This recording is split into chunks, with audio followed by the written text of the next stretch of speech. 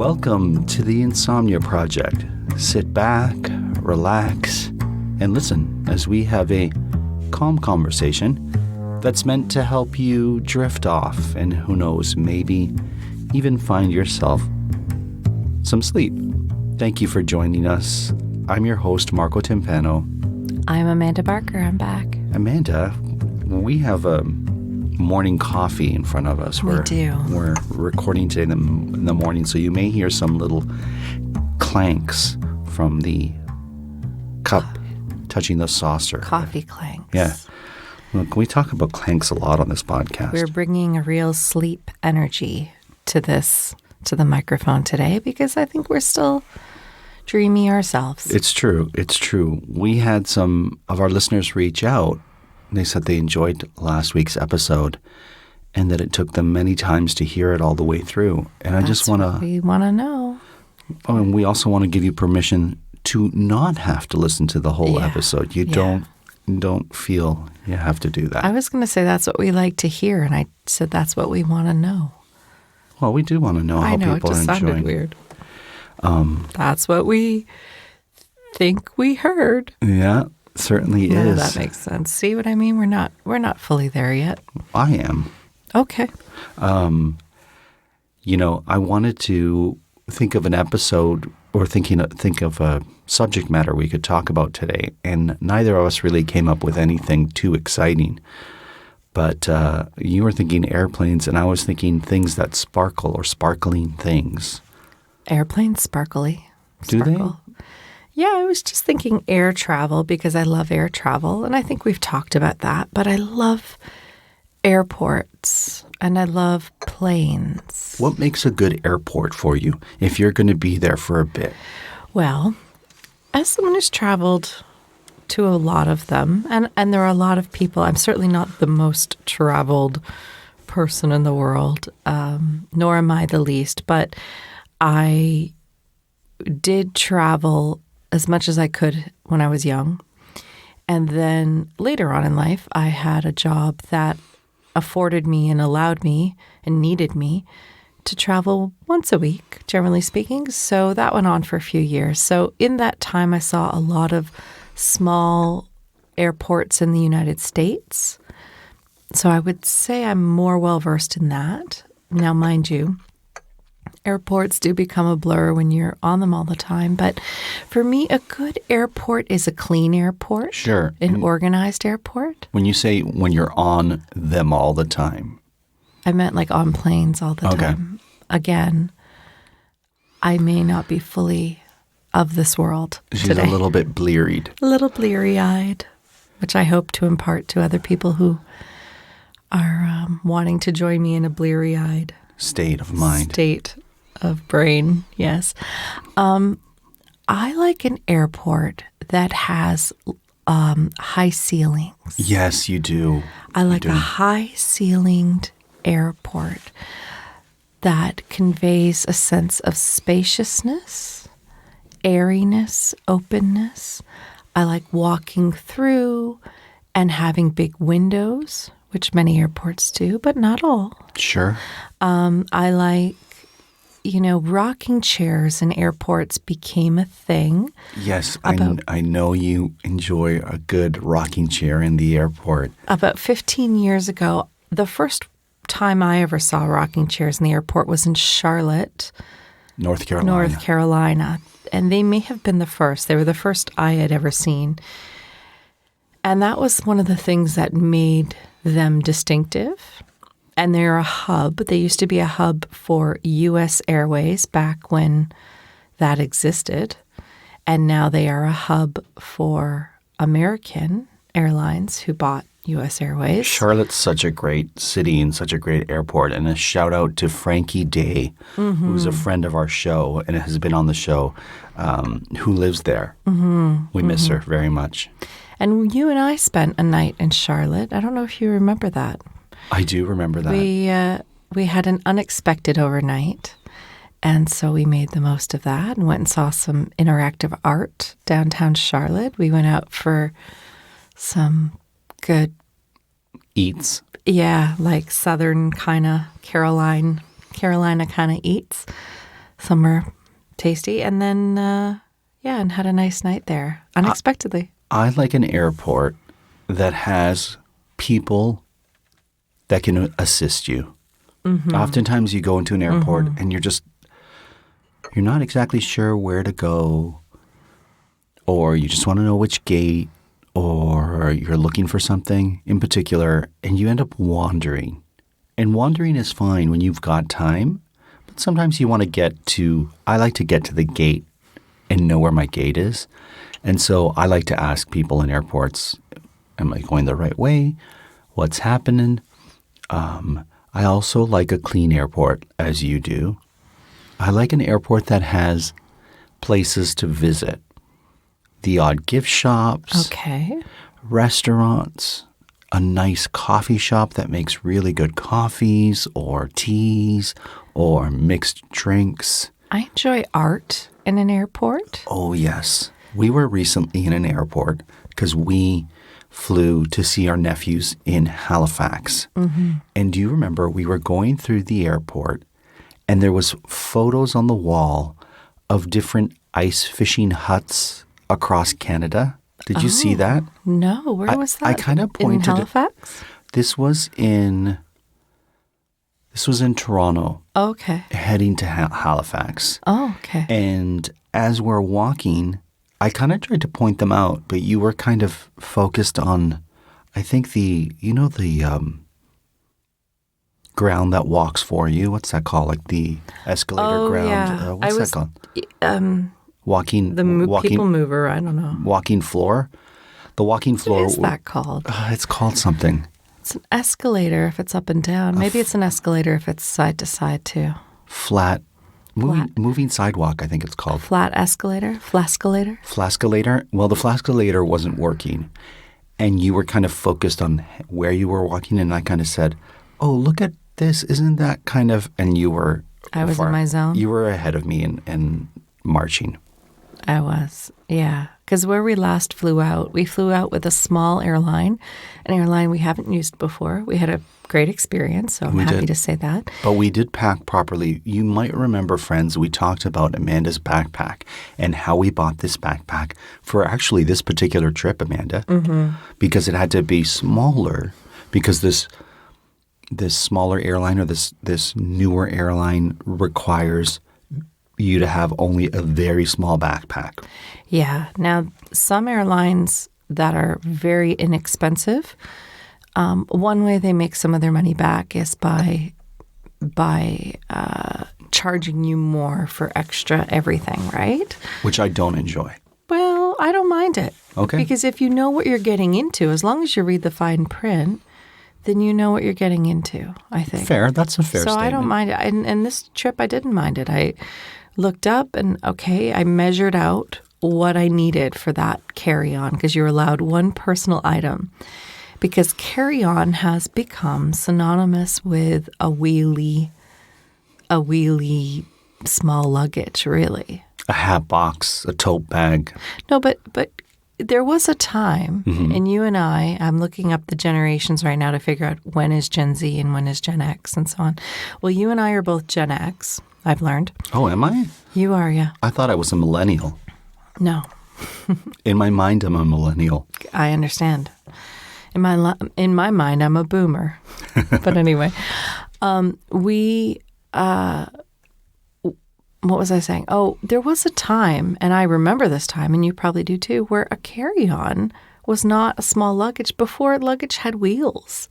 I mean, it actually hasn't been that long that luggage had wheels on it. And it's been even less time that luggage would have 4 wheels, so that a spinner, as they call them. Do you know what I mean? Yeah, but a spinner is when the wheels on the bottom spin. There used to be 4 wheels that were static. But sometimes there was only 2 wheels, wasn't there? Right. Yeah, it was a two-wheeler, I think they were called. You could kind of prop it up, lean it over, and drag it. Yeah, you had to lean it at like a 45-degree angle, I would say, and drag it behind you. Now the spinner, you could push it in front of you and they go. And that's one of the things I like about airports, actually, too, is that constant hum of those luggages, those carry-ons that kind of roll past. There's something really, I don't know, methodical about that I really love. I really enjoy going to the kiosk and putting in the information and having the sticker thing you put on the luggage. What's that called? The Baggage tag? baggage tag come out and putting it on my We baggage. haven't had that experience in a while because we haven't had to do the kiosk thing. We've been doing it all online. I have a question. Also, we were only the last two trips was with your small bag. And my small bag, we just traveled with a backpack. Well, Calgary, we both had wheelies. Oh, we did? Yeah. Okay.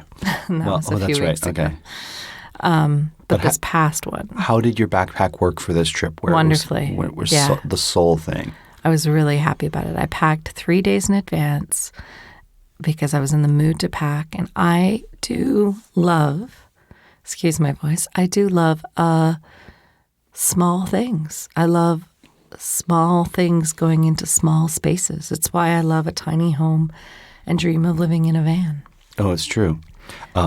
For anyone who's going to the Maritimes, you just gave some advice to friends of ours who are going to PEI, which stands for Prince Edward Island, in case you're unfamiliar with that, which is a province here in the Maritimes on the east coast of Canada. Bring a sweater or something warm, even if you're there in the summer. You were just telling our friend Chris Bond that because he's going to Prince Edward Island and he's very excited. The Maritimes here's the thing. Yes. Most travel, and this is not unique to the Maritimes, but it's certainly something the Maritimes of Canada, and I would say all the Atlantic provinces in Canada, because remember, Newfoundland is not a maritime. True. They all do their travel brochures and their travel ads in the month of July or maybe August. So you see people frolicking on a beach. You see people walking in a breezy laneway or, people eating outdoors, dining al fresco. That's true pretty much anywhere for at least a few weeks out of the year. The rest of the year is not indicative of that. But that's not what the travel brochures will show you. So you have to remember that. I mean, now we live in an age where we can check the weather anywhere very easily. Sure. But as I learned in Calgary, the numbers don't always tell the whole story. They don't always tell the whole story. You have to remember to bring layers, right? Which is challenging if you're only bringing your tiny little backpack, but not impossible. Fair. You can always tie a sweater around a waist. A scarf can go a long way too. It can. It can become a whole pashmina or just something around your neck or a pillow for the plane. Mm-hmm. Absolutely. I wanted to get back to airports. Of course, let's do it. Yeah, I just took a little detour. I was just wondering, there's an airport that has beautiful art, and I actually think it's Orlando when you're departing, but maybe I'm wrong. What airport is it that we've been to a few times that has, or maybe it's Miami? Detroit has a piano. Detroit does have a piano. A grand piano. And Detroit also has, on its people movers, those multicolored rainbow walkways that I just love. Yeah, there's a tunnel that you go through to get to, I guess, a terminal. Different terminals, yeah. Detroit is an airport that's sort of like Rome in that it has a center sort of circle area. Did you say Rome? Rome, Yeah. the city of Rome. You know how all roads lead to Rome? All roads lead to Detroit. It's like a gigantic spider. Detroit has its sort of main area, and then everything branches off of that main area. That's that airport. I see. That's what I meant. So, I love Detroit. For the record, I love Detroit. Mm-hmm. I've said it many times. I've been to the airport a bunch. And at one point, I was in their airport so much that I was always at that duty free. And I would write a little note to myself in the dust on one of the shelves of the duty free and then go back and see it the next week. Oh, my goodness. Just to see if they dusted. But, White gloved Amanda enters me. your airport. Careful of that. Atlanta, I think, has art too, doesn't it? There's an airport, though, that has really beautiful art. Maybe it is Orlando, but it's not the terminal we're used to. I don't know. It's an airport I know I've been to a lot. And now it's sort of Yeah, I think it's Orlando, but when I picture Orlando, the last few years that we've been, it wasn't there. So I like airports that have unique things in it that are local to them. So, for example, I remember traveling to the Aspen Airport in Aspen, Colorado, many years ago for work, and they have a carousel for skis. Oh, wow. For people that come with skis.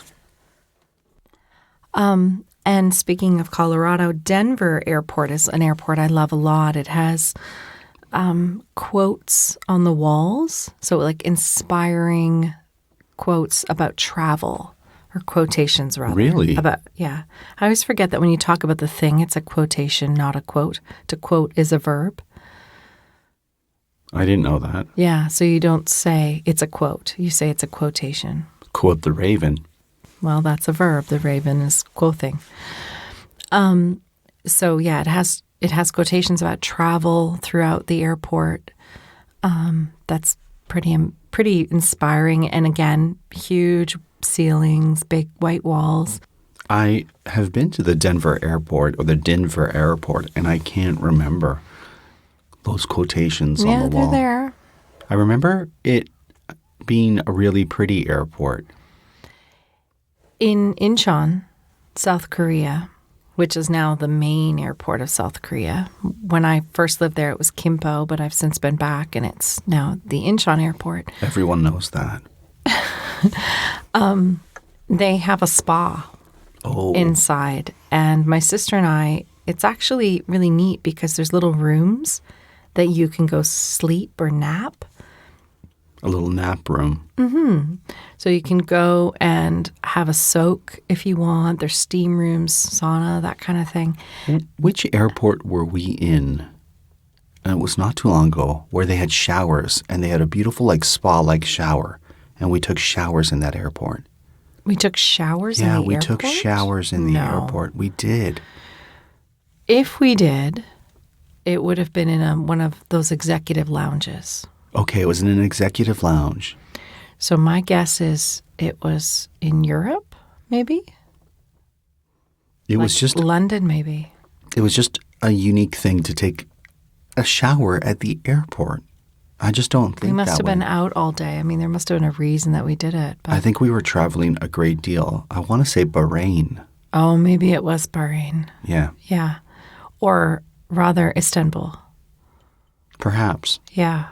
I barely remember this, but I do remember sort of saying, okay, your turn, you go. And I think we must have been in a premium lounge, which I have to think we bought the passes to go there. Yeah, and I think we were spending a lot of time in that airport, and we're like, let's splurge and spend the money to stay in the executive lounge. I barely remember this. Which I love an executive lounge. I haven't been to many, but the ones I've been to have been fun. I used to get passes for the Maple Leaf ones, for the Air Canada ones. I think you traveled so much that they gave you passes, right? Yeah, I had so many air miles that they would send them to me, but I realized you have to be flying with them to use it. You can't just use it if you're in an airport with one. You have to have a ticket with them. Oh, so you can't if you're can't be flying Delta. Right. Yeah, I learned that the hard way. That's too bad. Well, I get it, kind of. I remember being in an executive lounge going on the train in Toronto. Oh, yeah. And I really enjoyed that because they have a lot of different coffees and snacks that you can just go get. I love getting snacks. Well, the Porter Airport in Toronto, it's changed a little bit, but we love it because it's called the Billy Bishop Airport. The Billy Bishop Airport, yeah. It's not the Porter Airport because Porter is the carrier that flies out of there, but also Air Canada flies out of there. That's correct. I think it's just the two. Yes, it's a small island airport. So when we say that, Toronto has an island. There's actually a movie that came out last night about the Toronto Island, like a documentary. There is? Yeah, I was listening to it on the radio yesterday. Oh, I want to see that. Yeah, it's at the Hot Docs Festival right now. I love a good documentary. But the island is a very special place. We should probably talk about it someday on the podcast. Oh, that's a good thing to remember. But it's a small island that exists within the boundaries of Toronto. It's actually a national park, all of it, but people do live on it. They've had a long-standing agreement of a lease of land. It's a long story, but anyway, there is a small airport on it, and you can take, it used to be you could take a ferry or the tunnel. I think it's just the tunnel now. I think you can still take the ferry over. Yeah? Yeah. I'm not sure about that. I think someone reported to me recently that no, they don't run it anymore. Oh, my goodness. I could be wrong. Anyway, you go into a very tiny parking lot, of which there's like 10 spaces. So people are just dropping people off. The Loblaws across the street has more parking. Yeah.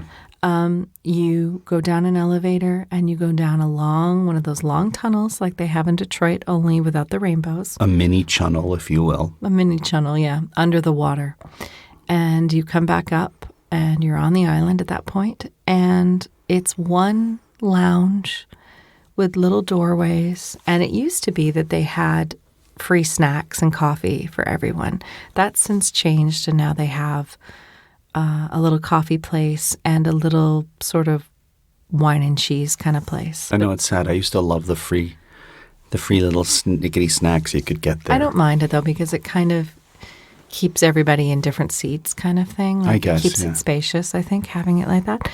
Anyway. When you're walking through the channel or that tunnel to get to the airport, the song Under the Sea plays.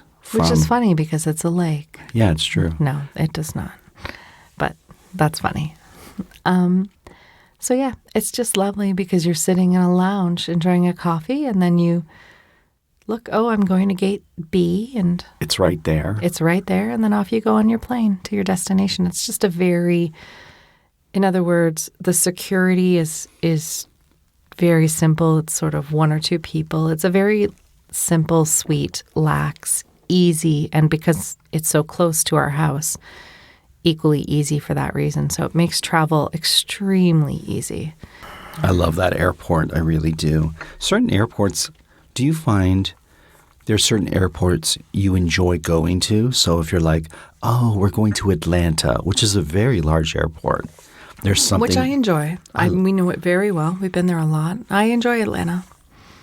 I love Atlanta too. It has a lot of variety. It's large, but they manage it so well. Mm-hmm. They do. Yeah. Each sort of area is its own little airport there. Sure. So you take like a monorail to each gate. By the way, that airport that I was thinking of with the art, I'm pretty sure it's Miami. Okay. I'm going to go ahead and call it and say it's Miami. Sure. And they have really, really beautiful and interesting art in glass cases throughout it. Like very, very interesting art. I don't ever remember going to the Miami airport. I think it is Miami. It's one I know I went to many times. So I would have to say it would be Florida. It could be Fort Lauderdale. But I think it's Miami. Might be. Anyway, I'm gonna say Miami has art. Sure. Tell me if I'm wrong. But what were you saying? Oh, I don't remember, but it was inconsequential, I'm sure. Oh, good. I know the Boston airport is like right in the city. It's the one airport that's like, wow, this airport is right in the city. It sure is. When we worked on cruise ships, because Boston is a fairly small, geographically small city, we would sit on the deck of the cruise ship and the planes would come so close. I mean, you could see the people in the windows like right overhead coming close. And we would just sit and watch the planes as they flew right above us, which was fascinating. You had reminded me how we were both in the Halifax airport one year, and you had a flight that was an hour before mine. Mm-hmm.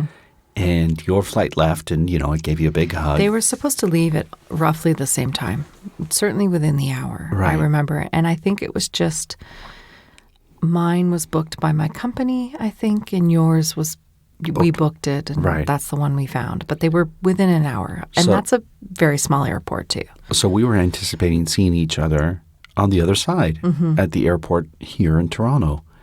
And Amanda's airplane took off. and mine got delayed 8 hours. So I spent 8 hours in that airport waiting for my flight to take off. And you had a whole day.